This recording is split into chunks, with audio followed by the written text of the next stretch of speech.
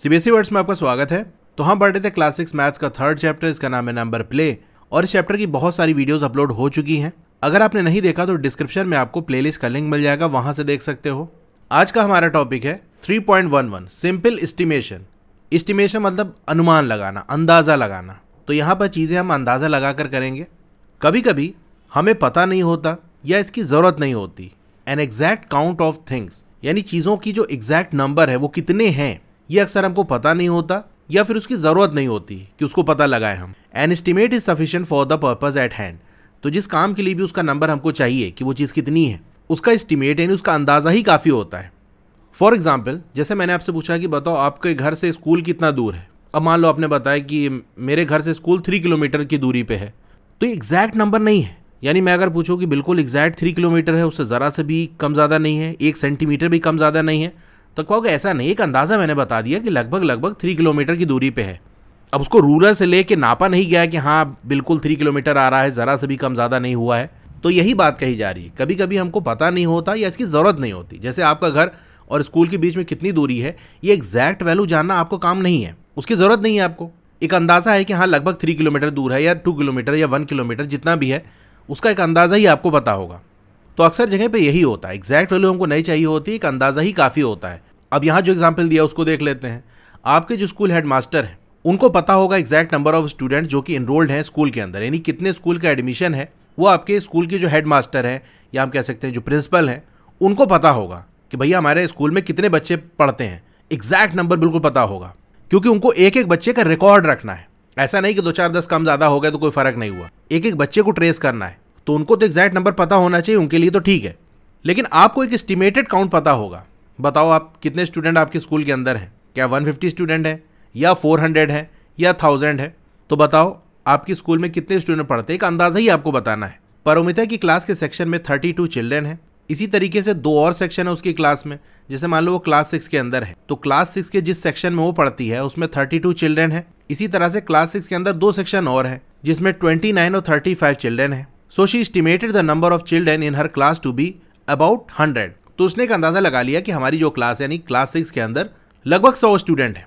अच्छा, इसकी exact value हम पता करें तो उसके सेक्शन में 32, दूसरे वाले सेक्शन में 29 और एक और सेक्शन है उसमें 35, तो ये आएगा 96। लेकिन उसे एग्जैक्ट वैल्यू नहीं बताई है, उसने क्या बताया अबाउट 100, नहीं लगभग 100 है। तो हाँ 96 100 के करीब है, तो उसने 100 कह दिया, तो कोई दिक्कत की बात नहीं है। देखो एस्टिमेशन में अंदाज़ा लगाने में यही एक चीज़ होती है कि यहाँ पर थोड़ा सा कम ज़्यादा इधर उधर हो गया चीज़ें तो उससे फ़र्क नहीं पड़ता। जैसे एग्जैक्टली 96 स्टूडेंट है लेकिन उसने 100 कह दिया कि लगभग 100 है, तो ये भी गलत नहीं है कि वो अंदाज़ा ही तो उसने लगाया है। अब क्लास 6 के साथ साथ उसके स्कूल के अंदर क्लास 7 to 10th भी है और हर क्लास के अंदर 3 सेक्शन है। तो उसने एज्यूम कर लिया similar number in each class and estimated the number of student in her school to be around 500।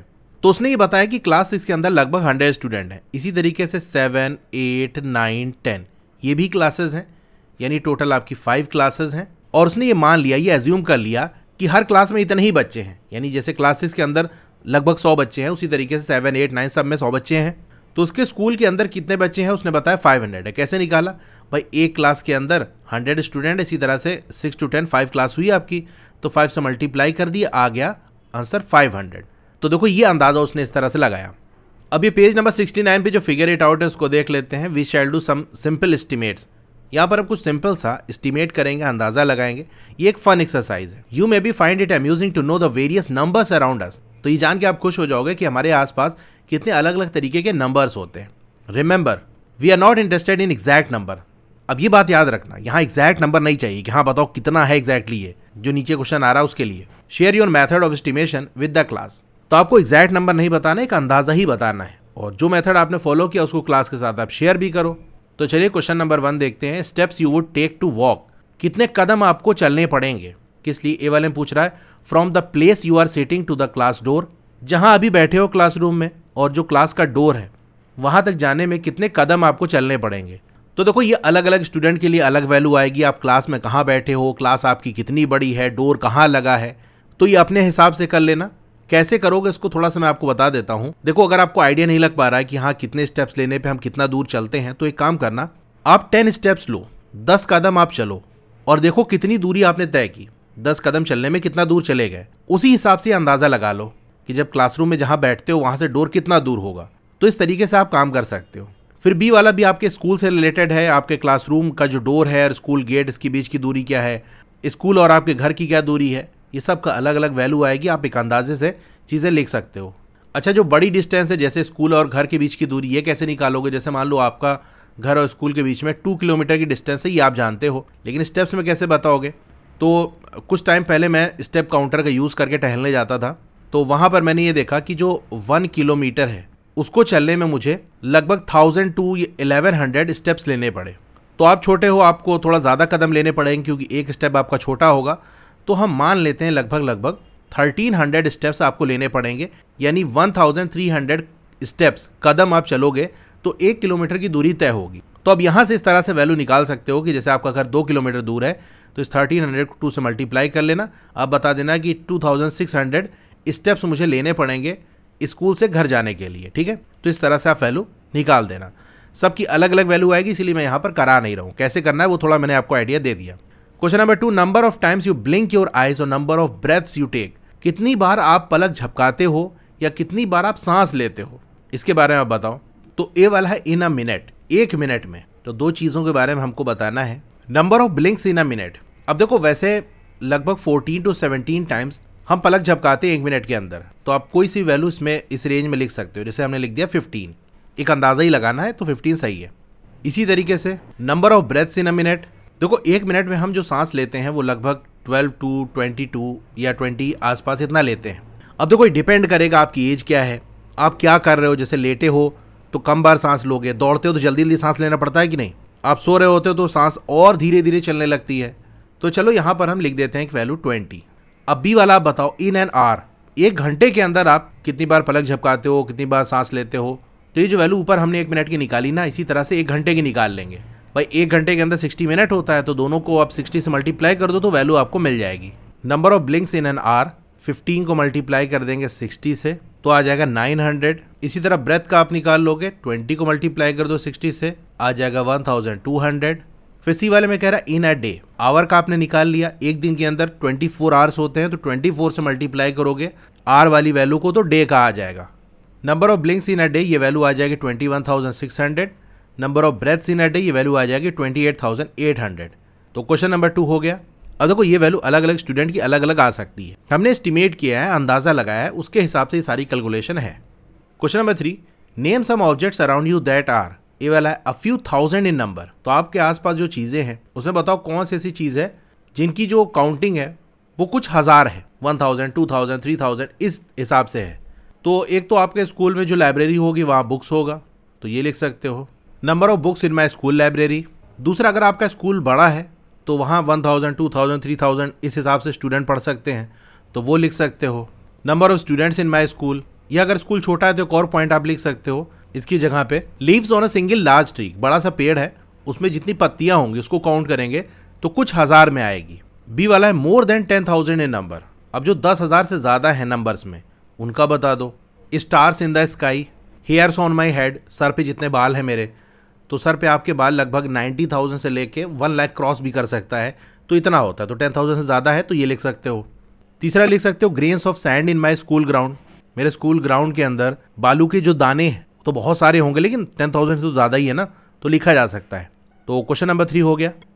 Estimate the answer, answer का अंदाज़ा लगाओ और कोशिश करो कि 30 सेकंड के अंदर ही आंसर आप गेस कर लो, और जो भी आपने गेस किया उसको चेक करो अपने फ्रेंड के साथ कि उसने क्या गेस किया है। Question number 1, number of words in your maths text book, इसमें ऑप्शन दिया है मोर देन 5000, लेस देन 5000। आपकी मैथ की टेक्स्ट बुक में कितने वर्ड्स होंगे? ऑब्वियसली 5000 से ज़्यादा होंगे, मतलब आपके पेज ही लगभग अगर हम देखें तो 300 पेजेस अराउंड होंगे, और एक पेज पे अगर 10 वर्ड्स भी है तो टोटल 3000 वर्ड हो गया। और एक पेज क्या, एक लाइन में ही लगभग 10 वर्ड्स होते हैं, एक पेज पे अराउंड आपके 100 वर्ड्स होंगे, तो उस हिसाब से 30,000 वर्ड्स हो गए, तो 5000 से तो ज़्यादा है। Question number 2, number of students in your school who travel to school by bus, आपके स्कूल में कितने स्टूडेंट ऐसे हैं जो कि बस से आते हैं? तो आपके स्कूल से रिलेटेड ये क्वेश्चन है, तो इसका आंसर आप खुद ही दे सकते हो। Question number 3, Roshan wants to buy milk and 3 types of fruit to make fruit custard for 5 people. He estimates the cost to be ₹100. Do you agree with him? Why or why not? देखो रोशन को milk खरीदना है और 3 तरीके के fruits खरीदने हैं, क्योंकि उसको फ्रूट कस्टर्ड बनाना है 5 लोगों के लिए। उसने एस्टिमेट लगाया, का अंदाजा लगाया कि ₹100 खर्चा आएगा। तो ये जो अंदाज़ा उसने लगाया उससे क्या आप एग्री करते हो? अगर एग्री करते हो कि हाँ 100 रुपये तक आ जाएगा तो क्यों करते हो? नहीं एग्री कर रहे हो कि नहीं 100 रुपये में नहीं हो पाएगा तो क्यों नहीं हो पाएगा ये आप बता दो। तो चलिए कुछ एजम्पशंस हम करते हैं और उसकी बेसिस पे कैलकुलेशन करते हैं। तो सबसे पहले उसको चाहिए मिल्क, तो आप लिखोगे एस्टिमेटेड कॉस्ट ऑफ मिल्क, यानी का अंदाज़ा कि मिल्क कितने रुपए का पड़ेगा। अब यहाँ पर मैंने अंदाज़ा लगाया कि चलो एक पैकेट में हो जाएगा, वही आधा लीटर वाला जो एक पैकेट आता है, और हमारे यहाँ उसका दाम जो है 35 रुपये है। थोड़ा सा पैसा कम ज़्यादा कर सकते हो, वो आपके ऊपर है। तो यहाँ लिख दिया ₹35। अब 3 तरीके के फ्रूट्स लेने हैं, तो चलो बनाना ले लेते हैं, एप्पल ले लेते हैं और पोमग्रेनेट ले लेते हैं, अनार ले लेते हैं। जैसे हमारे यहाँ बनता है तो हम लोग यही डालते हैं, तो उसी हिसाब से मैं लिख देता हूँ। फिर वही लिखोगे एस्टिमेटेड कॉस्ट ऑफ बनाना। अब 2 बनाना के अंदर हो जाएगा, 5 ही लोग के लिए बनाना है। 2 बनाना लगभग 15 रुपए का मिल जाएगा, ये अंदाज़ा हमने लगा लिया। एस्टिमेटेड कॉस्ट ऑफ एप्पल, एक सेब में काम हो जाना चाहिए और ये लगभग 25 रुपीज़ का होगा। एस्टिमेटेड कॉस्ट ऑफ पोमग्रेनेट, अनार एक ठो ले लेंगे काम हो जाएगा और ये 20 रुपए का मिलना चाहिए। अब टोटल आप देख लो कितना आ रहा है। एस्टिमेटेड टोटल कॉस्ट इक्वल, ये आ रही हमारी कैलकुलेशन के हिसाब से 95 रुपीज़। तो इसने जो अंदाज़ा लगाया था कि 100 रुपए तक हो जाएगा तो बात सही है। तो आपसे पूछ रहा है do you agree with him, तो आप लिख देना yes I agree with him. तो एग्री करते हो तो क्यों करते हो ये आप रीज़न बता दो। तो ऊपर जो हमने कैलकुलेशन की उसके हिसाब से हमको यही वैल्यू मिल रही है कि हाँ 100 रुपए तक हो जाएगा काम, तो यही आप लिख दो। Because my calculation for estimated cost, मैंने जो कैलकुलेशन की है कि लगभग एक अंदाज़ा कितना कॉस्ट आएगा, is close to that of Roshan, Roshan से बिल्कुल करीब है। तो ये इसका आंसर हो गया। Question number 4, estimate the distance between Gandhinagar जो कि गुजरात के अंदर है टू कोहिमा जो कि नागालैंड के अंदर है। एक अंदाज़ा बताओ कितनी डिस्टेंस होगी, कितनी दूरी होगी। यहाँ हिंट भी दिया हुआ है कि आप कैसे पता करोगे, यानी आपको क्या मालूम कि गांधीनगर कहाँ है, कोहिमा कहाँ है। आप में से बहुत से लोगों को नहीं पता होगा, तो डिस्टेंस कैसे बताओगे? पहले तो पता होना चाहिए वो कहाँ पर है। तो हिंट ये है, look at the map of India to locate these cities. तो इंडिया के मैप पे देखो तो आपको पता चल जाएगा कि दोनों शहर कहाँ पर है, फिर उसके बीच की डिस्टेंस जो है वो आप एस्टिमेट कर सकते हो। तो चलिए मैप पे हम देखते हैं इसको। तो ये हमारे इंडिया का मैप है, यहाँ देख सकते हो ये आपका गांधीनगर है और ये बिल्कुल किनारे यहाँ पर ये कोहिमा है। अब इसकी डिस्टेंस हम मेजर करेंगे। कैसे मेजर करेंगे? स्केल का यूज करेंगे। ये 0 सेंटीमीटर वाली जो लाइन है वो बिल्कुल गांधीनगर पे रखेंगे और ये जो 15 सेंटीमीटर वाली लाइन है, ये देखो 15 सेंटीमीटर वाली लाइन से थोड़ा सा दूरी और पड़ेगी तो आपका कोहिमा आ जाएगा। यानी यहाँ पर हम कह सकते हैं कि लगभग 15 सेंटीमीटर या उससे थोड़ा सा ज्यादा ये डिस्टेंस आ रही है। लेकिन ये तो वैल्यू सेंटीमीटर्स में है, इसके बीच की दूरी सेंटीमीटर्स में थोड़ी ना होगी। तो यहाँ पर जो स्केल दी है उसका यूज करेंगे। ये ऊपर देख सकते हो आपको ये स्केल दी है 1:14000000। इसका मतलब ये है कि यहाँ जो आप 1 मेजर करोगे ना वो बराबर है इतने के। तो जो भी आपने वैल्यू निकाली उसको इससे मल्टीप्लाई कर दो, यानी 14 और उसके बाद 6 0 है, इससे मल्टीप्लाई करोगे तो आपको वैल्यू मिलेगी। तो चलिए करते हैं। देखो हमने मेजर किया कि वैल्यू आ रही 15 सेंटीमीटर। अब इसको मल्टीप्लाई करना पड़ेगा 1400000 इससे, तो हमको एग्जैक्ट लेंथ पता चलेगी। अब सेंटीमीटर को अगर हमको किलोमीटर से बदलना हो, क्योंकि डिस्टेंस वगैरह हम किलोमीटर से बताते हैं ना, तो उसके लिए हमको इसको 1 लाख से डिवाइड करना पड़ेगा। यानी अगर इसको हम 1 लाख से डिवाइड कर दें तो हमको वैल्यू ये किलोमीटर्स के अंदर आ जाएगी। तो देखो 5 0 यहाँ से चला गया, 5 0 यहाँ से चला जाएगा, तो आपका क्या बच जाएगा? सिर्फ ये 15 बचेगा और मल्टीप्लाई बाय 140 तो आ जाएगा 2100 किलोमीटर। अब जैसे कि हमने देखा था थोड़ा सा बच रहा था, तो उसके लिए हम 100 किलोमीटर और ऐड कर देते हैं, तो ये लगभग वैल्यू बन जाएगी 2200 किलोमीटर। ये इतनी दूरी है गांधीनगर से लेके कोहिमा तक। अगर आप गूगल पे सर्च करोगे या गूगल मैप पे देखोगे तो आपको ये वैल्यू 2800 करीब दिखाएगा, यानी 2800। वो इसलिए कि वहां पर आपको रोड वाली डिस्टेंस दिखा रहा है। भाई रोड बिल्कुल सीधे तो है नहीं, ऐसे घूम घूम के इधर उधर जाओगे तो वो पड़ जाएगा। दूसरा अगर यहाँ से जाओगे तो आपको रास्ते में देखो बांग्लादेश मिल जाएगा, तो आपको यहाँ से ऐसे घूम के फिर यहाँ पर जाना पड़ेगा। तो वो डिस्टेंस अगर उस हिसाब से देखें तो वो ज्यादा बन रही है। लेकिन हमको तो डिस्टेंस बतानी थी ना, यहाँ से लेके बिल्कुल यहाँ तक इसकी बताओ दूरी कितनी है। तो स्केल से हमने रख के और ऊपर जो हमको मेजरमेंट के लिए स्केल दी थी, यानी मैप किस स्केल पे बना है वो दिया था, उससे मल्टीप्लाई कर दिया तो हमारी वैल्यू आ गई। इस तरह से हम निकालते हैं। तो अब कहीं की भी डिस्टेंस मेजर करनी है, स्केल से रख के आप मेजर कर लो। उसके बाद ये जो वैल्यू आपको यहाँ स्केल के ऊपर दी होगी, जैसा मैप होगा उसी हिसाब से इसकी स्केल अलग होती है, उससे मल्टीप्लाई कर दो तो आपको वैल्यू मिल जाएगी। वो सेंटीमीटर्स में, उसको किलोमीटर बदलना है तो 1 लाख से डिवाइड कर दो, किलोमीटर में वैल्यू आ जाएगी। ठीक है, तो यहां से हमारा आंसर क्या आ गया? 2200 किलोमीटर। ये एस्टिमेटेड डिस्टेंस है।